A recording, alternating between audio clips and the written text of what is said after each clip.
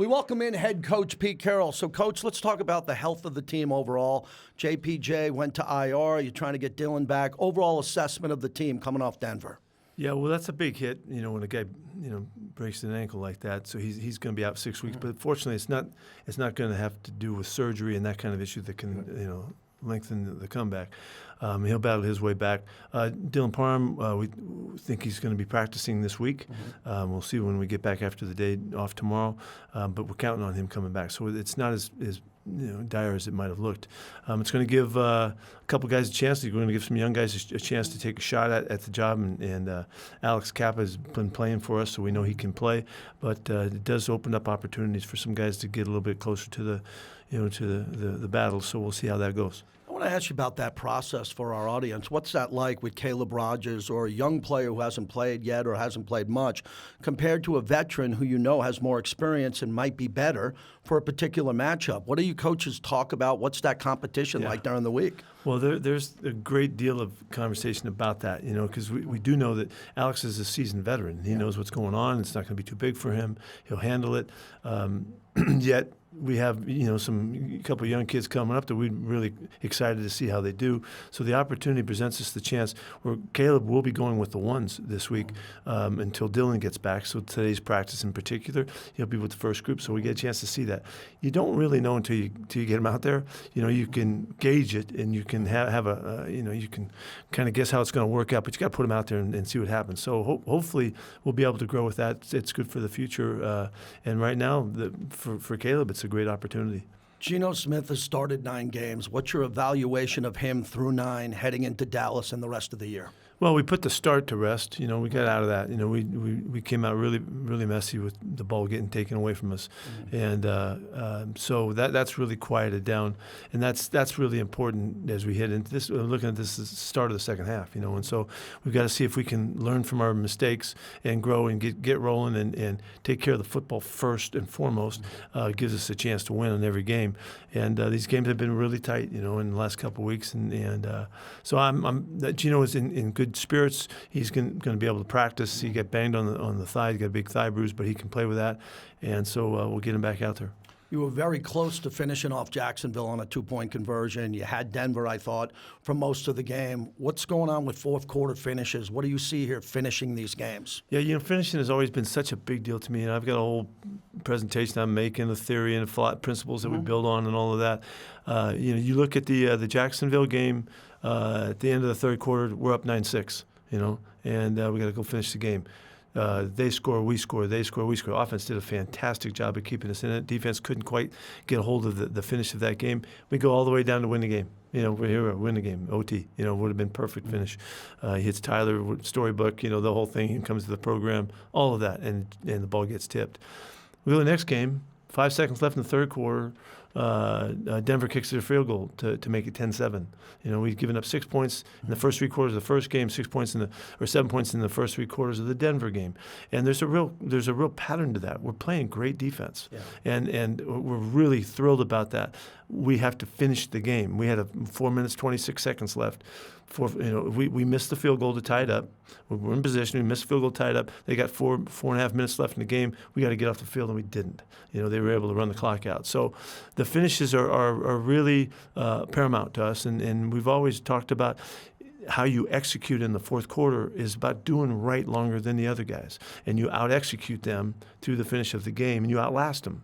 And then that's how you find your way to your wins. And that didn't quite come to us. It was all the way to the tip ball in the Jacksonville game. Yeah. That's it, and it comes all the way down to that one third down, and that next third down, and that last drive to get the ball back to the offense. And of course, we would think they're going to go down and score. Yeah. That's how we operate. And Geno has done that in a number of games. He's putting us in position to win the games, and sometimes they're field goals. We like them to be touchdowns, but that has happened. So we know that's all part of our makeup, and now it's just making sure that we can finish really well consistently and be in command at the end of the ball game and get our wins. You told me since the preseason in this audience about Caillou. I watched Caillou play high school. I sat in the crowd when he was at Bishop Gorman with my son, and it was such a surreal moment to see him have 2 picks in Denver at Mile High when I remembered him playing in high school, and the development process for him and Porter, how you're getting him ready, not only for the end of this year, but the future. Sure.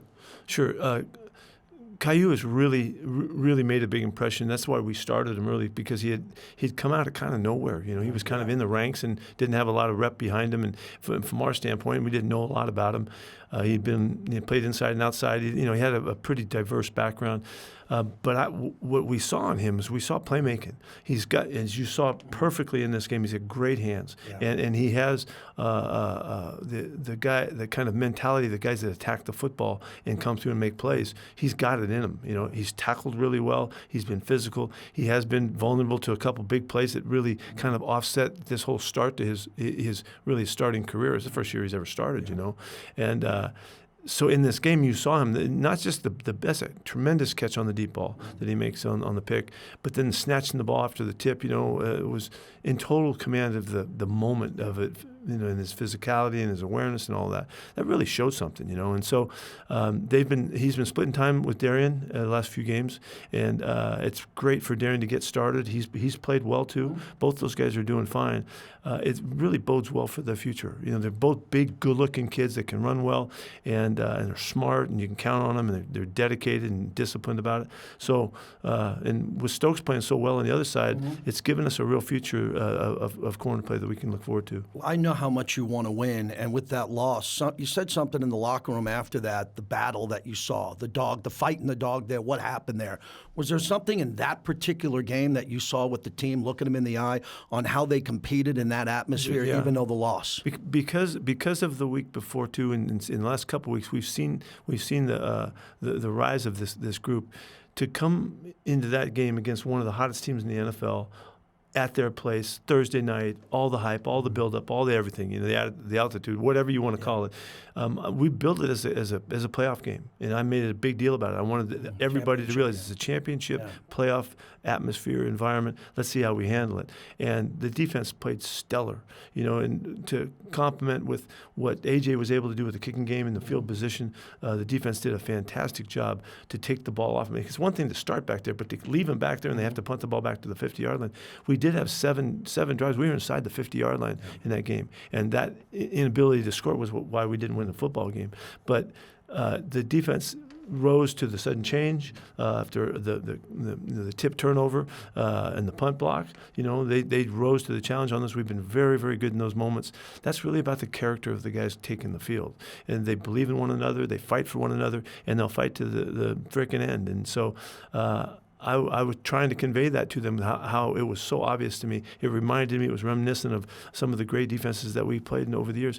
I mean, in the last two games, we've given up 6 and 7 points for 3 quarters, and it was only 10 in this last one, That's balling. And so I'm hoping we can continue to build on that and complement with the offense and special teams and see if we can't really turn this thing. Dallas comes in on Monday night, and they have Dak Prescott. They have really good players, CeeDee Lamb, George Pickens. They have explosive players on the outside who are big and tall and can go up, get 50-50 balls. And your impression of Dak about competing with them for so many years? He's got terrific receivers around him. Yep. They continue to build this offensive line. They're big and they like him. Devontae's given them an aggressive running game. So he's got what he needs. That offense is one of the top-ranked offenses in the NFL. Their defense has really been their concerns this year, and Quinnen Williams can have a factor on that one. That's my last one. Kenny Clark and Quinnen Williams, and what you have to do to try to neutralize them coming on the inside. It's Kenny's always been a good player. Quinnen's been a game wrecker, and so this is the third big-time 3 technique we've faced in the last month or so. We'll see how he factors in. He has not played for them yet, so this will be the first game, and we'll see if we can take care of him. He is a big factor. They should be very excited about their program, because the offense is doing what they're counting on. Defense is being kind of reconstructed, and I think they'll have a great future with Shadi at the helm. Good luck, Coach. Okay, thank you.